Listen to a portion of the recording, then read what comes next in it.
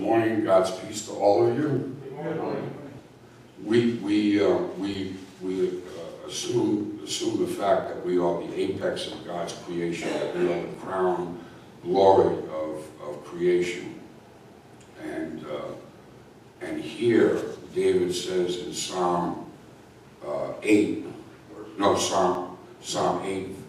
verse 5, you have made him a little lower than the heavenly beings and crowned him with glory and honor. I think that's referring to Christ, the second half of that text, and crowned him with glory and honor. But that could also be, the reference is on verse 4, what is man that you are mindful of him, and the Son of Man that you care for him?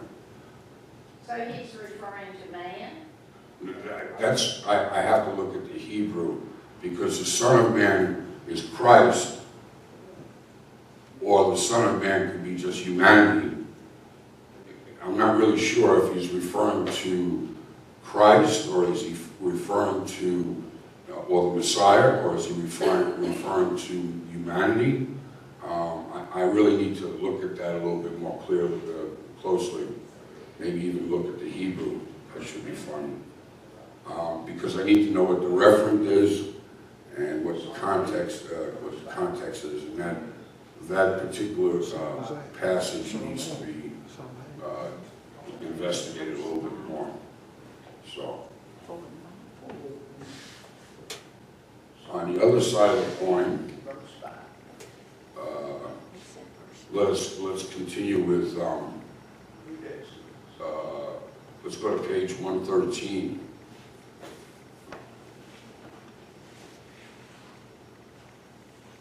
Maybe we'll have a little bit of an answer here. Anyway, 101, who are human beings? Human beings are the most important visible creatures. God created Adam and Eve in his own image with authority over all the earth. You see what that's saying there? Human beings are the most important visible creatures. So I guess somebody's already pounced on that particular issue. But anyway, Genesis 2:7, Lord God formed the man of dust from the ground and breathed into his nostrils the breath of life, and the man became a living creature. Genesis 1:26-28, God said, let us make man in our own image, after our likeness, and let them have dominion over the fish of the sea, and over the birds of the heavens, and over the livestock, and over all the earth, and over every creeping thing that creeps on the earth. So God created man in his own image. In the image of God he created him, male and female. He created them, and God blessed them. And God said to them, be fruitful and multiply, and fill the earth and subdue it, and have dominion over the fish of the sea, and over the birds of the heavens, and over every living thing that moves on earth. Now, I like to take this opportunity to talk about God's order. And if you look at this particular section, that's the first accounting of God's creation. I'd like for you to think about some of the issues that are invading our culture that are making it more difficult for us to embrace the creation of God and our order in it. For example, and we've talked about this before, but it has profound impact on our culture and what we do. We are the apex of God's creation, and let me just say and qualify that, visible creation, for now at least. And then we are moving into a situation where the animal kingdom is becoming more human-like,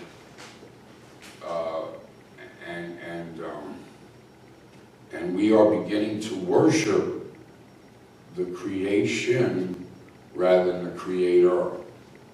We have also redefined what male and female is, And we've also redefined what the order of marriage is about. Marriage is primarily to procreate.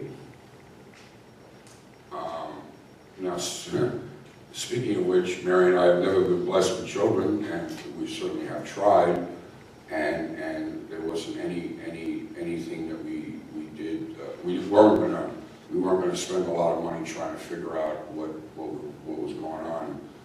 We would have rather have adopted, but that's a whole different ballgame. In any case, one of the reasons why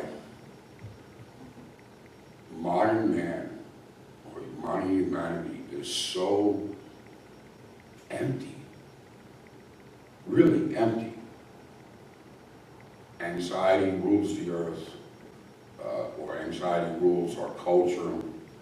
One of the things, I don't know how you feel about this, but if you have children, or if you have grandchildren, you always have a purpose.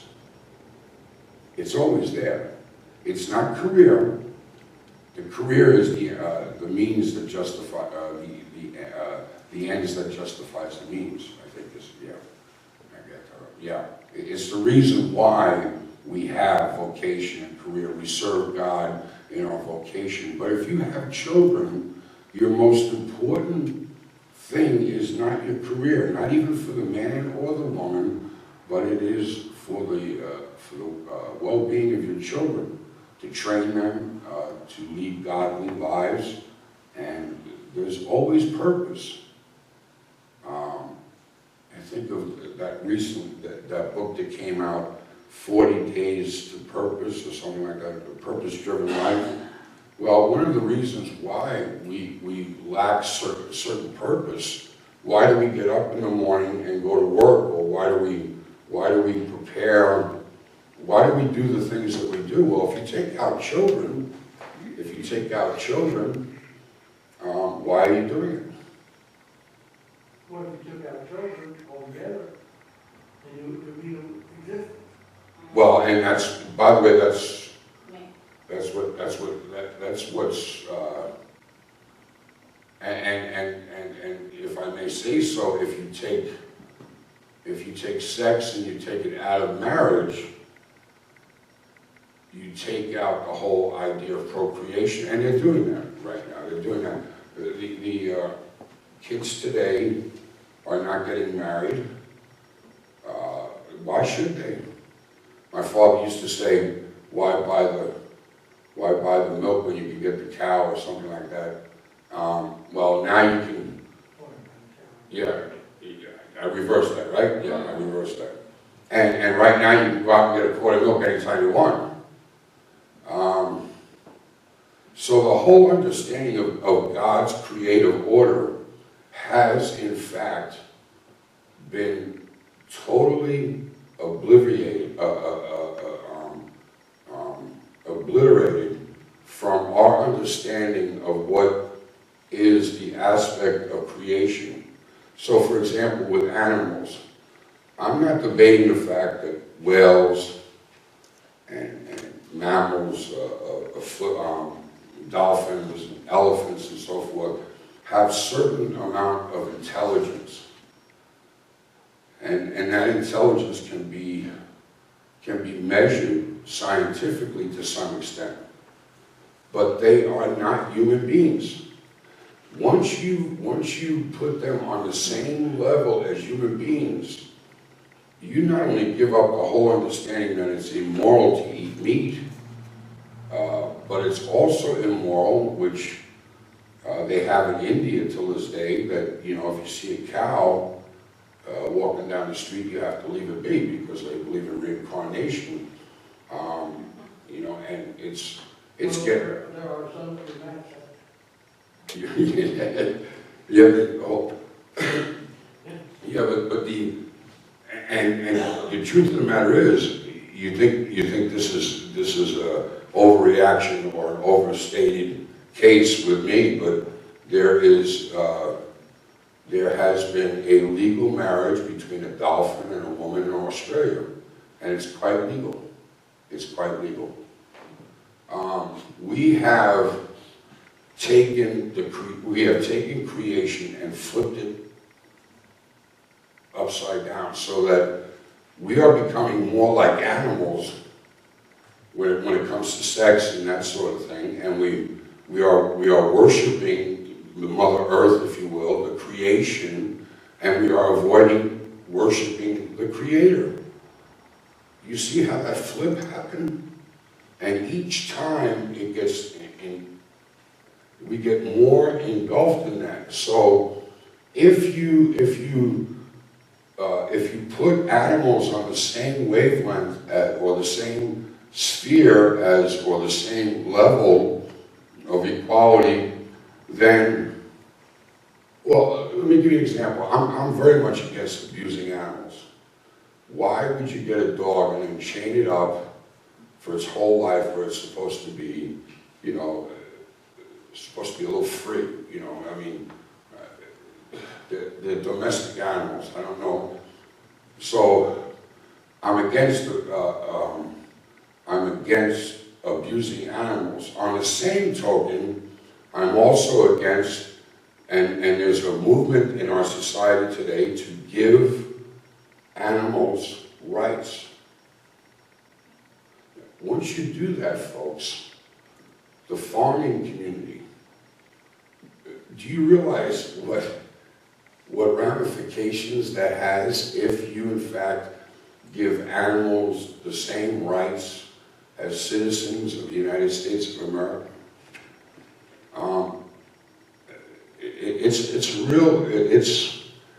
The whole thing is just flip side out and over and out, and it's taking its toll on us, not only as a church, but as a society. If animals are the same as us, and if there is no understanding of what family really is, right now, the role of men and female not only have been turned upside down and over and out, but also the whole creative order, the whole first article of the creed has been just obliviated.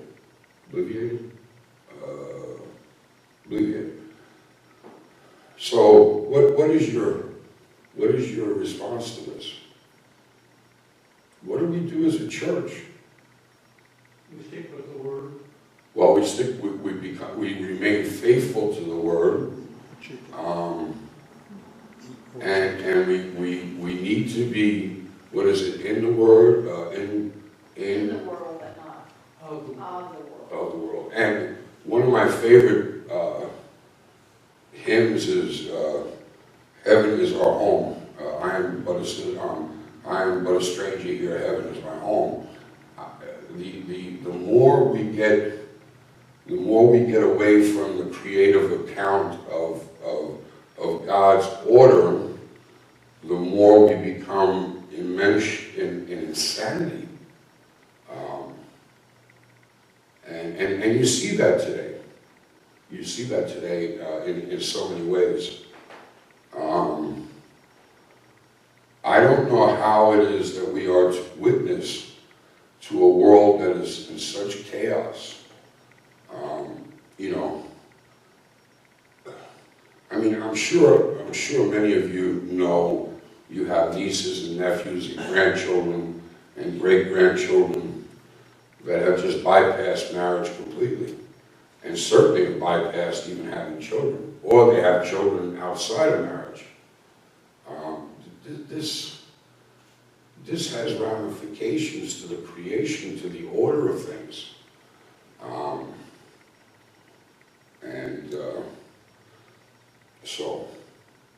So the first article of the Creed is just as important as the second article of the Creed, which is Christ, and the third article of the Creed, which is the Holy Spirit.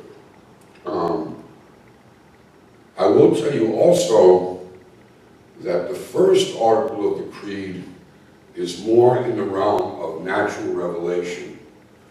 These things that we discuss, although are very biblical, can also be seen as understood in the natural order of things. We know, for an example, that when we look at an ant, we know we're not looking at a human being. We're not looking at something on the same level of intelligence and of complexity as a human being. Although an ant does have certain qualities that help them exist and continue to exist in a very cruel world, just as we live in a cruel world. So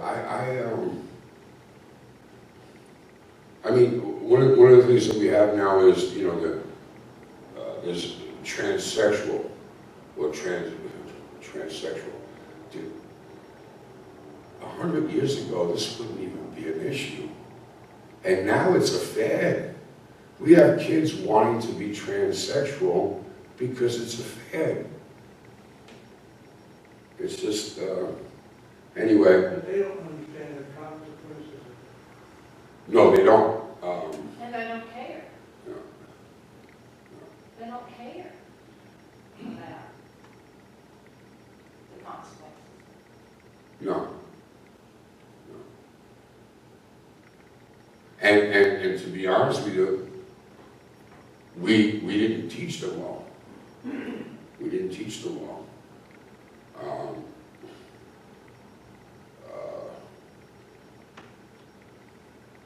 But I do want to reiterate the fact that we need to put just as much importance on the first article of the creed as the other articles of the creed. Although all three articles of the creed are important equally, however, the second article of the creed is central to the teachings of Christianity. You can have the first article of the creed and not be a Christian. Did you know that?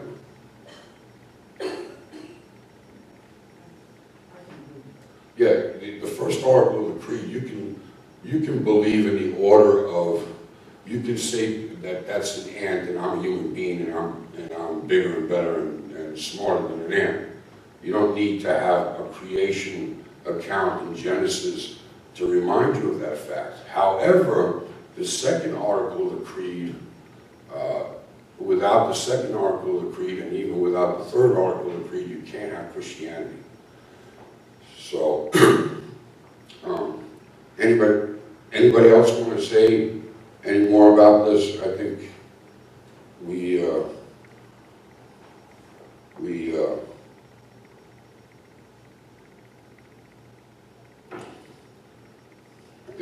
beat that over. We beat that dead horse. So,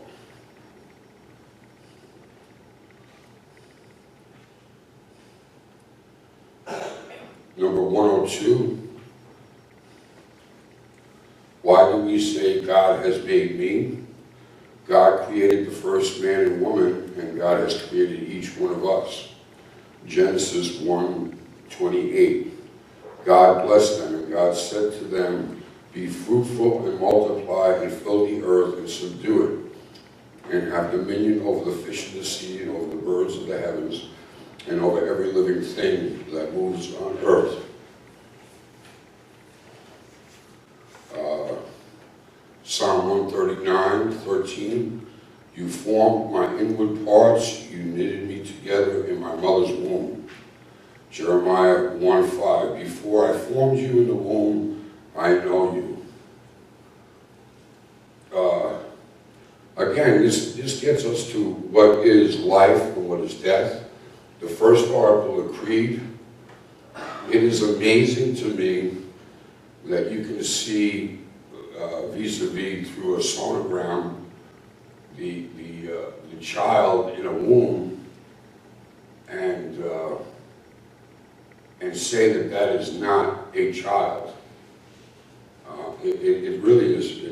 It's profoundly disingenuous of us as human beings to say that I choose to live over and above beyond a child's life.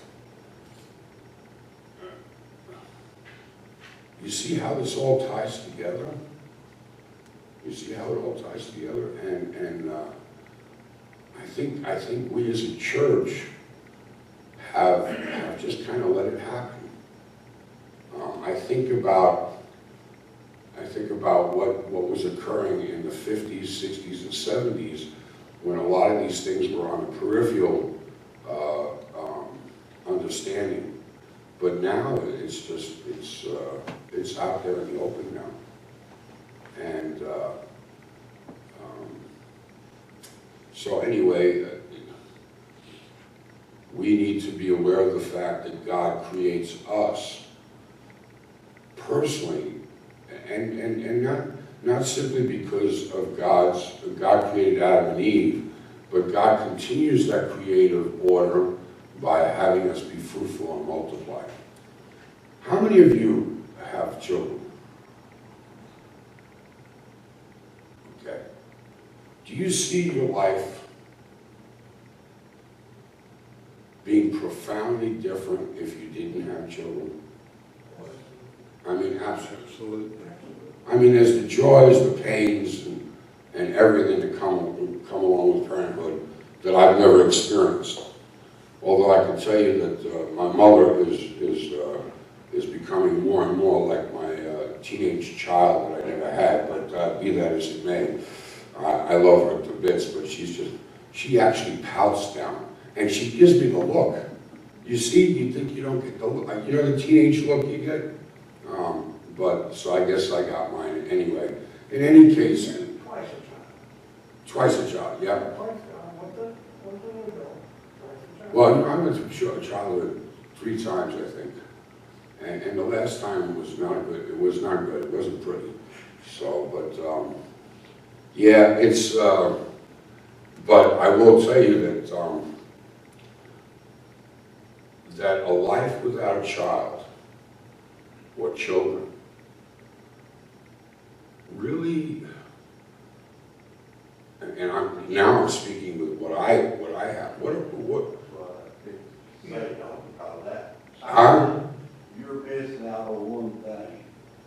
That child sure has a real powerful thing to your heart, you know. Oh yeah. And I don't think, unless you had children, I don't think you got that, you know, because it's about impossible to describe. They're more powerful over you than you are. In some ways, yeah. All the love effect. Yeah. Yeah. You see, you don't have the love of the young people that you got in these older, well, we call it the present kids. Mm-hmm. And that's one thing is read your world going away from today. Mm-hmm. And even, I could get every animal that you could think of about to come to me on terms, right here. Mm-hmm. It's stomach. You could about get any animal, no one knows what I'm talking about, you could feed them. And you could, I think that's what we were to the depression. We were basically always hungry. Unless you got out here and worked like a slave, and I ain't racist, don't get me wrong. But you earned it, what you, and you had respect for your neighbor, or, well, if he did try to get something off of it, you know. But it's entirely different place of people. They got everything. We just treated our kids too good. Well, they have everything, but they don't have anything. They don't know what pain is, but I tell you, kids can break heart. Oh, yeah, and that's the pain and the joy of a child, yeah. Yes, sir. Having young children, that's kind of a payback for what your parents went through. This is true. Yeah. That's so very true. But I will tell you though that there is, you guys you read and all of you know that there's certain things that you've experienced because you have flesh and blood of your own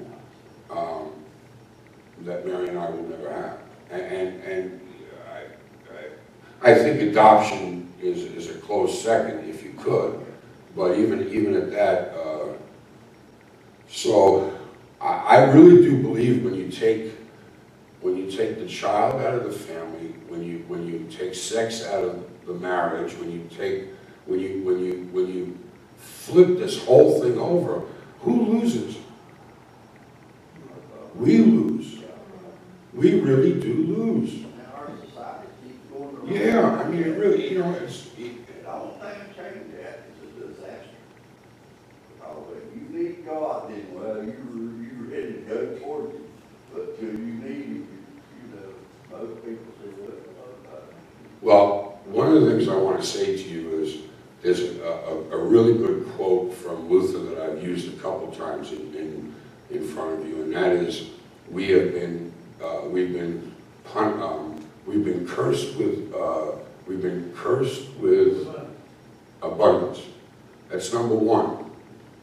I mean, we live high on the hog. Even our poorest people have air conditioners and TVs and cell phones. Even our poorest people.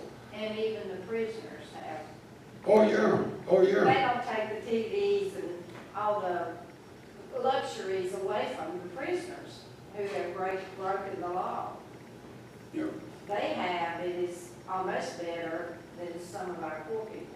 Well, I will tell you one thing, that what it costs to house a prisoner is a lot of money. Anyway, that's one thing. And the other thing is, I don't know if you guys remember, even back in the 30s, what was the average lifespan of somebody? probably the low 70s. If you made up to 70, you were an old person. You were an old person. Now, folks, because of modern medicine, we can live very easily into our 90s. Some of us.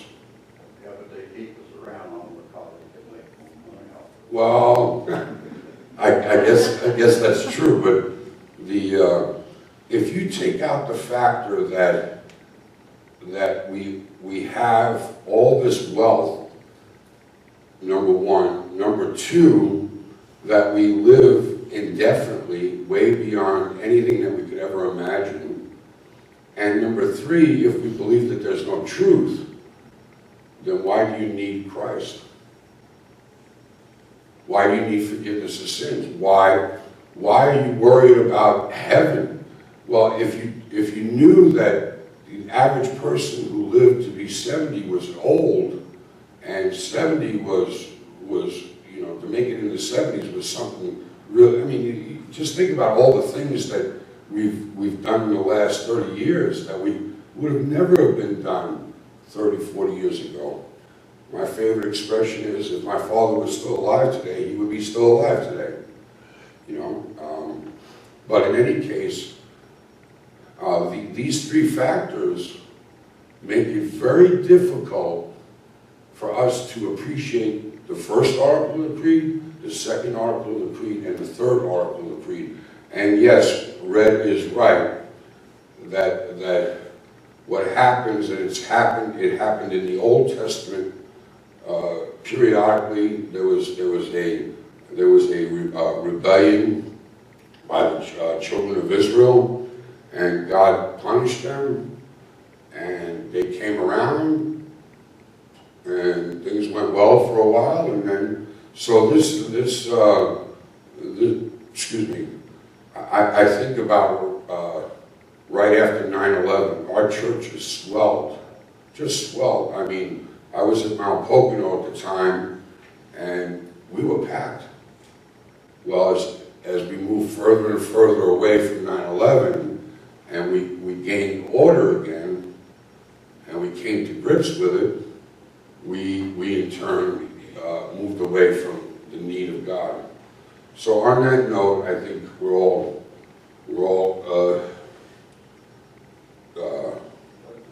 realize that God's creative order is important.